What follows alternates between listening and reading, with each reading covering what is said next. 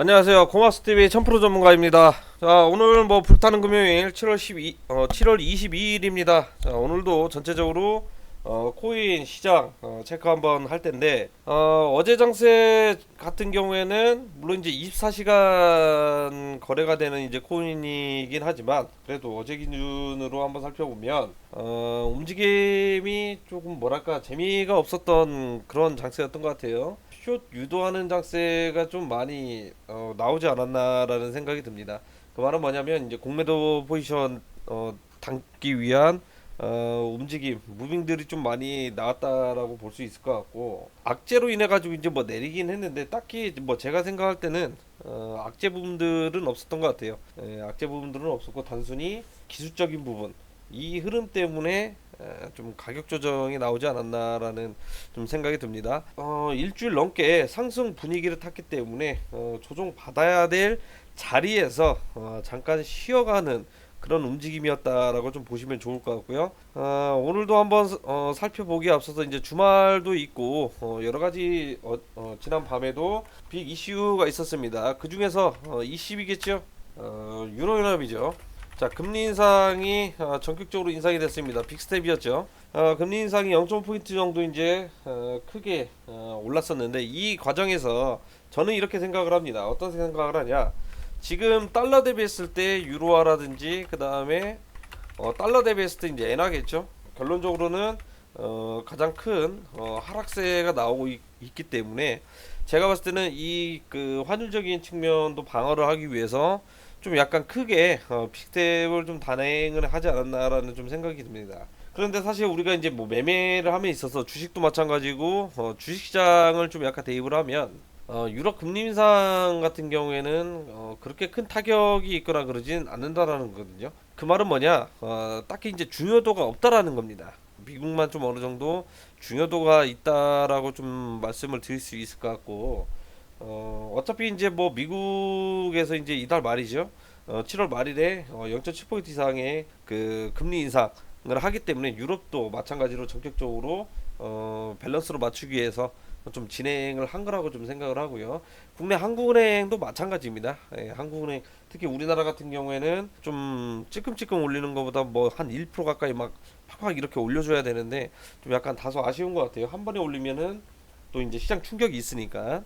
그렇기 때문에 유럽 금리 인상 같은 경우에는 큰 악재는 아니다라고 좀 이야기해 드릴 수 있을 것 같아요. 여기 큰 악재가 아닌 게 뭐냐면, 지표 발표 이후에 오히려 증시적인 부분들은 큰 상승세가 나와줬다라는 거거든요.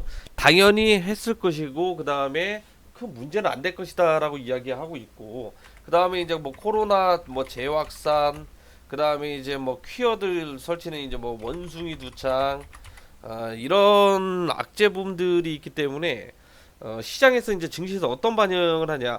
금리 인상을 아무리 하더라도 지금 뭐 재확산이 일어나고 있고, 그 다음에 이제 신규 천연두 원숭이 투창도 활개를 치고 있기 때문에 이 금리 인상 이후에 추가적인 뭐 추경 편성이라든지 금융 완화, 뭐 이제 시장에 돈을 뿌린다거나 뭐 이런 뭐 비슷한 거겠죠.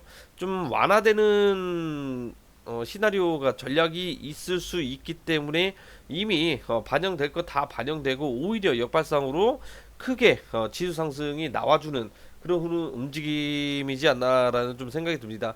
사실 금리 인상을 했는데도 불구하고 증시가 올라간다 그러면 발등에 불이 떨어진 거거든요. 네, 디커블리 현상이 일어나고 있는 그런 상황이기 때문에 앞으로 조금 기대를 해보죠. 좋을 것 같습니다. 어디 쪽으로 기대를 해보냐? 상승 쪽으로 우리가 기대를 해봐도 좋다라는 말입니다. 다음 달이 가장 기대가 된다라고 좀 이야기해 드릴 수 있을 것 같고, 그 다음에 또 약간 뭐 악재도 있습니다. 코인베이스 이제 전 직원들이 이제 상장정보를 흘렸다. 이게 내부 정보를 이용을 해가지고 내부 직원들이 좀 이걸 이용을 해가지고 좀 차익을 좀 노렸다. 이런 게 좀 약간 있는데, 좀 저는 뭐 별로 큰 악재라고 생각이 안 됩니다. 예, 별로 큰 악재라고 생각이 안 들고, 그렇다고 해가지고 가격을 이렇게 내릴 만한 뭐 그런 것도 아니고요. 왜냐, 투자자들의 손해를 끼친 것도 아니고 거래소에 큰 피해를 끼친 것도 아닙니다. 단순히 이제 도덕적 해이가 있었던 그런 문제이기 때문에 이 재료로 좀 이제 가격을 내린다라는 것은 좀 이해가 안 된다라고 좀 말씀을 드릴 수 있을 것 같아요. 크게 이제 신경을 안 써도 될 것 같다. 그런데 여기뿐만 이런 게 아니라 대부분 다 다른 거래소들도 내부 정보 이용해가지고 하고 있지 않겠습니까? 재수없게 걸린 거죠. 이렇게 생각을 하시면 좋을 것 같아요. 그리고 이제 간단하게 시세 흐름을 한번 살펴볼 텐데 업비트 현물 기준 쪽으로 한번 살펴보도록 할게요. 제가 보는 거래소 같은 경우에는 좀 일봉상 흐름이 시간이 좀 안 맞아가지고 다른 쪽으로 볼 텐데 지금 일봉상 흐름 보시게 되면은요 이쪽이겠죠. 이쪽 구간이 61선이 지금 현재 저항을 받고 있었던 구간입니다. 그렇기 때문에 한 번에 올리기가 쉽지 않았다라고 좀 이야기를 할 수 있을 것 같아요. 만약에 이 캔들 하나만 놓고 보면 이거 추세 하락이 지속적으로 나와줘야 되는데 어제자에 어떻게 되냐, 종가상 봤을 때 밑꼬리가 가장 길게 달렸습니다. 좀 약간 마음에 들게 좀 바꿨다라고 좀 말씀을 드릴 수 있을 것 같고, 개인적으로 좀 더 아쉬운 게 있다면 양봉으로 마감했으면 어땠나, 이렇게 좀 생각이 들어요. 그래서 이제 오늘장에 저녁 되겠죠. 미국장 이제 뭐 본장 시작할 때쯤 다시 한번 크게 이제 상승세를 노려볼 수 있을 것 같고, 이거 아니더라도 만약에 추가 하락이 나온다라고 가정을 하면 지난 이제 직전 고점이겠죠. 미와 달러로 기준을 잡으면 22,500불 이하 만약에 무너지게 된다면 잠깐 깨졌다가 21,500불 정도 될 것 같아요. 이 정도 잠깐 깨졌다가 거기서 바닥 다지기를 다시 한 다음에 추가적인 상승이 나오지 않나라는 좀 생각이 듭니다. 결국에는 이제 어떤 흐름이 이렇게 나오냐, 상승이 나와주고요, 조정 장세가 나와주고 다시 바닥 다지기 한 다음에 2차 급등이 나와줄 가능성이 굉장히 높다라는 겁니다. 그래도 이제 시간이 좀 많이 부족하죠. 시간이 부족하다는 것은 이제 다음 달이면 이제 올려야 되는데 이더리움 머지 행사도 있기 때문에 다음 달 같은 경우, 다음 달에도 충분히 이제 올라갈 수 있는데 지금은 가격이 내려가더라도 뭐예요? 매수를 분할 매수를 통하거나 또는 추가 매수를 하거나 물량을 늘려가야 될 쯤이다라고 좀 말씀을 드리도록 하겠습니다.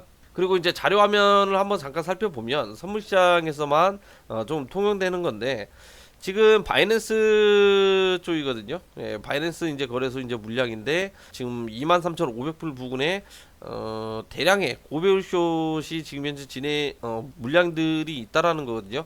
지금 낮이긴 한데 움직임이 딱히 없습니다. 거래가 딱히 이제 일어나거나 이제 뭐 그런 게 없기 때문에 저 물량들을 정리를 하더 할지 아니면은 좀 횡보를 할지 좀 지켜봐야 되긴 하는데, 저는 분명히 저 물량들은 좀 정리가 될 거라고 좀 생각이 들고 있는 상태고요. 아무리 이제 안 올라가더라도 결국에는 하나밖에 안 나온다는 거거든요. 고점 찍혀 있죠. 단기적인 저점 찍혀 있죠. 지금 현재 그 중간 부분에서 횡보 수렴을 하고 있는데 어차피 여기 내려봐야 지난 저점 단기적으로 쌍바닥 구간 만들고 지지받고 올려줄 가능성이 있다라는 거거든요. 이 점 명심하시면 좋을 것 같습니다. 그리고 어차피 영상을 토대로 이야기를 하긴 하지만 디테일한 전략적인 부분들은 카톡방에서 좀 잠깐 진행을 하고 있는 상태거든요.